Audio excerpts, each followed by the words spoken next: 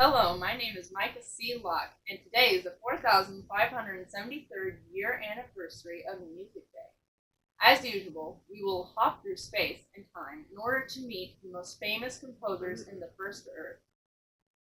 We'll begin by eating the Holy Dorito and visiting a member from the medieval period and one from the Renaissance.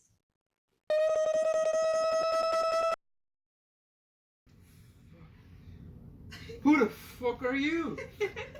The fuck is going on? Hello there, I am a reporter from the future and I'm here to ask you some questions about music from the places you came from. Excuse me, what? Oh, well, the medieval period started in the medieval period, so after the fall of the Roman Empire, but before Hitler killed himself.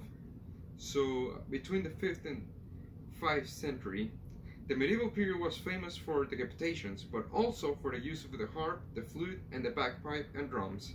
Some of the composers of the time were characters such as Romanos the Melodist, a possibly Jewish Greek, and composed more than 1,000 composed compositions and a bunch of religious music for festivals.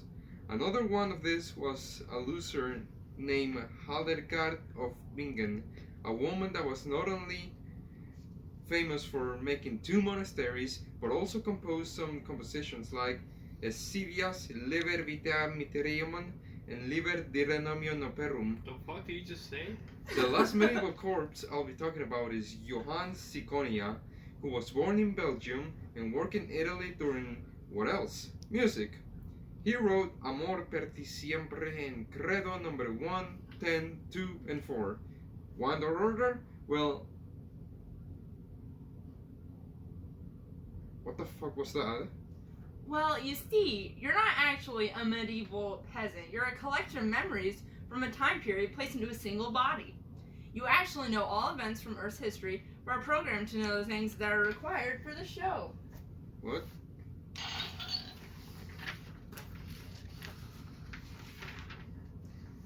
What do you have to say for yourself?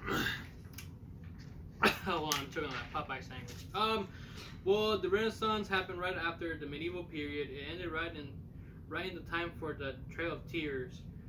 The Renaissance was all about the rebirth and the bringing back all the things that medieval people forgot about. Some of the composers of the reign and saw were Giovanni Perluigi da Palestrina, who had not the most Italian name ever, but also wrote these Accepted Jesus and the Adela Via. I tell you what, people back then, I don't know what they were talking about. Another composer was Orlando Gibunis, an English composer, virginalist, and organist that was born in December 25, 1583, and perished June 5th, 1625. What did he write? He wrote Almighty God, who, by the Son, anthem for voices. Blessed are they all that the fear of the Lord, like 15 different compositions named Fantasia. Can I go? Ah, shit.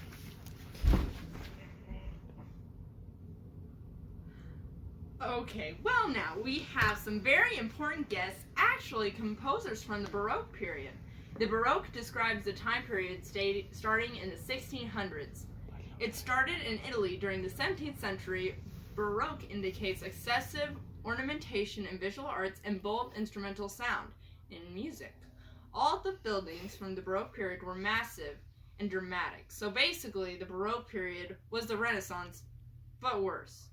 Anyway, let's eat the Holy Dorito and bring the composers here.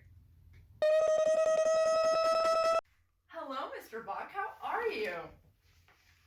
Who the fuck are you? That doesn't matter. I'd like to interview you for a while and ask you some questions. Well, will they put me back? My boss is a whoreson, and if I'm not back, I'll end up in the streets. No way to make music. Oh, the Duke? What are you planning to do about him? The Duke. That arsehole. I'm planning to run away and play for the Prince Leopold, the bastard's cousin. Alright, let us skip through time and let's see how you do in a couple years.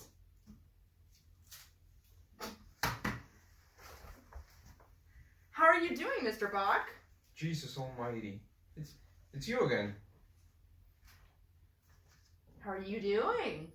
Well, after I ran away from the Duke, I composed the cantata Wachet auf Ruf uns ein Stem and the Art of Fugue.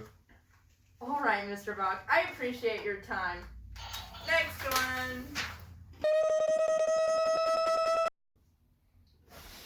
Welcome, Mr. Handel. How are you? What is the meaning of this? It doesn't matter. Could I ask you some questions? Oh, sure. What would you like to know? How did you become popular, and what were your most popular compositions? Well, I was an entrepreneur working in the theater to compose operas. I started out as a thriving young man who longed to expand my growth, so I set out to Italy. On God? I hate myself. Excuse me. Nothing. Continue. After I finished in Italy, I went to London where I created some of my most famous pieces, such as Water Music, music for the Royal Fireworks, and the Messiah. That's good. Get ready to meet him. Excuse me? The last one of our composers is Mrs. Strozzi. Here she is. I'm really confused. My name is Micah C. Locke, and I'm here to interview you. Oh, I'm flattered. Yeah, whatever. Did you manage to stand out in a world full of penises? Well, I worked very hard on composing and ended up publishing more chamber cantatas than any other figure of early Baroque period. Some of my most works were Alamente Segredo, Vioglio, Marel, and I Wanted to Die. Oh, cool.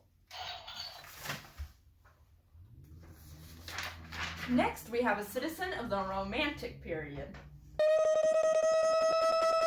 While the Romantic period was shaped by a multitude of political, social, and economic changes, many writers of the period were aware of a persuasive intellectual and imaginative climate, which some called the spirit of the age. We all know why it is called the spirit of the age. Now, these composers created music that was slow and soft with a nice, mellow piano playing that was just relaxing. Johannes Brahms is one famous composer of the time, who created masterpieces such as Symphony Number 2, 3, 4.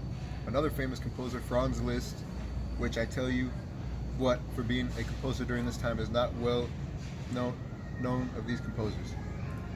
Franz's face and head dead ass look like Squidward's head, like dead ass.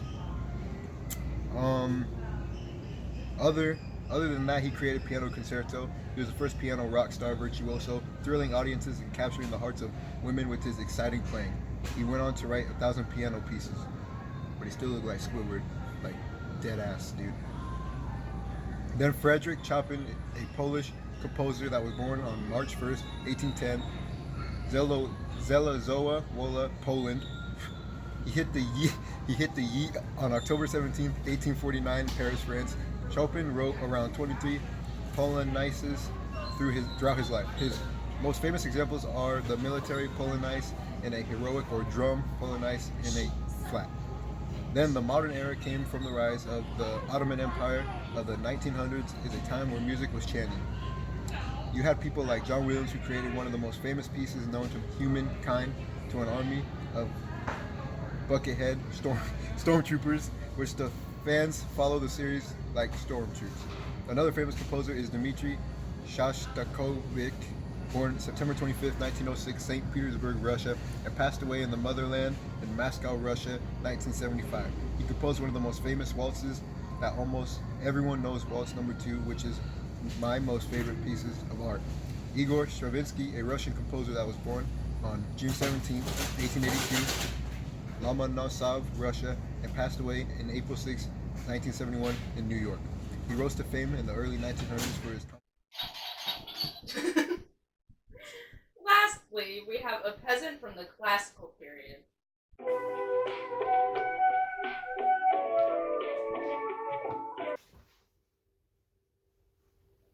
Welcome. Well, hello. The era of classical music is known for the most serious and high-end compositions of all time. Classical music has stood the test of time. The classical era was influenced by the Enlightenment, which the period of free-thinking pursuit of truth and age of reason.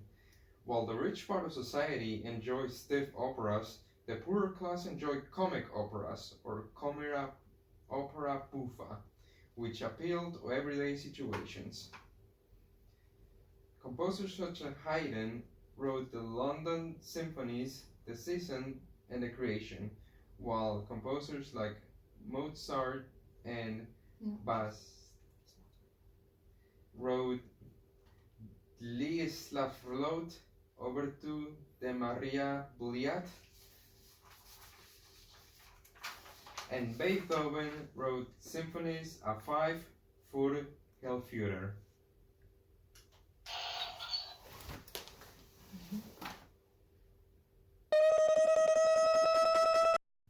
This concludes the 4,573rd annual celebration of Music Day. The composers featured in this video were not harmed in the filming of this masterpiece, but their consciousness clones were. Their bodies were recycled for consumption. We will see each other in 5072 Earth 2 years for another Music Day. Mira nomás, ya tiraste la cerveza. ¿Te tiras gay? Cántalo. Para que veas, güey. Escúchalas, güey. Tú ni siquiera vengo a ver. Yo solo no pendejo, yo lo tiré. Pues tú levantas el intento. Yo mientras me estoy metiendo aquí con esto, güey. A ver, ¿qué, güey? ¿Qué te hacen acá? ¿Seguro maestra para la escuela? O de puñalones, güey. Nah, ni mal. A mí se ve que son puros. Ni mal.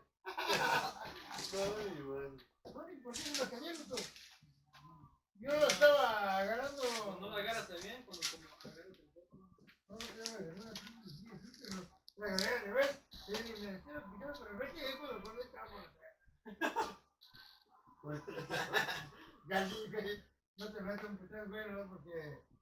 ¿Por qué, güey? No sé. Porque es su familia, yo digo. No, aquí mi familia, güey. Mi familia no está bien. Lo he estado loco, pero yo no estoy loco. Ándale, güey. No quiero. No puedo continuar con cuidado. Vamos, tío. No, yo estaba allí en mi casa, ya no sé qué. Algo de loco.